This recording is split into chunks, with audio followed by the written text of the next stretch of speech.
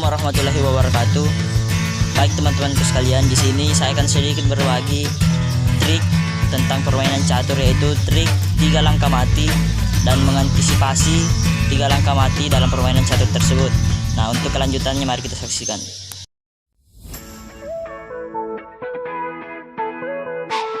Ya teman-temanku sekalian, sebelum kita ingin mempraktikkan trik 3 langkah mati tersebut, ada syarat-syarat yang harus kita penuhi untuk pelaksanaan trik tersebut.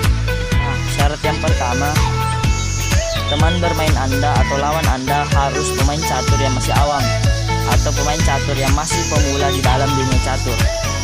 Syarat yang kedua yaitu syarat yang akan membantu Anda untuk lebih mengefektifkan untuk menggunakan trik 3 langkah mati tersebut, yaitu Anda harus memegang catur putih atau bagian putih, karena di dalam permainan catur bagian putihlah yang paling pertama akan jalan. Nah, langsung saja. Langkah yang pertama yaitu Anda harus menggerakkan pion bagian depan raja, mau 1 kali langkah atau 2 kali langkah terserah. Yang intinya Anda harus menggerakkan pion bagian depan raja. Nah, selanjutnya setelah kita bergerak, otomatis giliran lawan kita untuk bergerak. Misalkan lawan kita memajukan pionnya bagian depan benteng. Nah, langkah yang kedua, kita harus mengeluarkan Perdana Menteri kita dan peluncur putih kita. Nah, kita akan keluarkan Perdana Menteri dulu. Kita keluarkan di bagian depan peluncur hitam bagian lawan.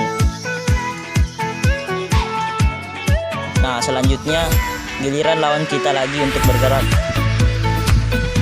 Untuk pemain awam, pasti dia tidak akan menghiraukan pergerakan kita memajukan menteri ke depan, karena di dalam permainan catur menggerakkan menteri di awal permainan itu sangat berbahaya pada menteri. Kita akan cepat kehilangan menteri tersebut. Nah, misalkan lagi lawan memajukan pion depan kuda 2 langkah. Nah, langkah yang ketiga, kita akan menggerakkan peluncur putih kita untuk mengincar pion bagian depan peluncur hitam lawan. Otomatis giliran lawan lagi untuk bergerak. Setelah melihat pergerakan dari peluncur putih kita, pasti lawan akan mengantisipasi pergerakannya, yaitu dengan cara dia akan memajukan pion bagian depan kuda untuk mengusirnya. Seperti itu. Setelah mendapatkan posisi seperti ini, Perdana Menteri telah mengincar pion bagian depan peluncur hitam lawan, dan juga peluncur putih kita telah mengincar pion bagian peluncur hitam lawan. Kita dapat langsung mematikan permainan, yaitu kita akan memakan langsung pion bagian depan sini. Nah, permainan selesai. Kita dapat memenangkan permainan dengan cara ini.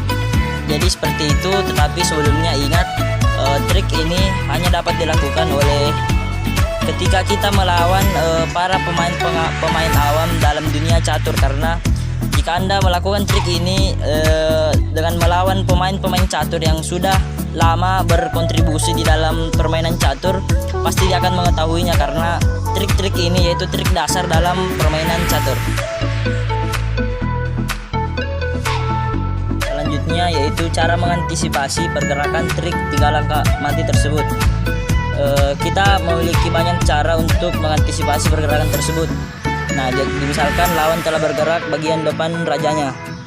Nah, trik yang pertama, kita hanya memajukan pion bagian depan Perdana Menteri. Dan trik yang kedua, kita dapat memajukan pion yang ingin diincar oleh Perdana Menteri lawan dan peluncur lawan, yaitu dengan cara memajukannya 1 langkah atau 2 langkah ke depan. Dan yang ketiga, kita dapat memajukan kuda kita ke depan bagian kanan. Nah, dengan 3 trik ini lawan otomatis tidak bisa melakukan trik 3 langkah mati terhadap kita. Nah, sekian video dari saya. Semoga bermanfaat untuk bagi para pecatur-pecatur awam yang ingin mempelajari lebih dalam lagi tentang permainan catur. Terima kasih. Wassalamualaikum warahmatullahi wabarakatuh.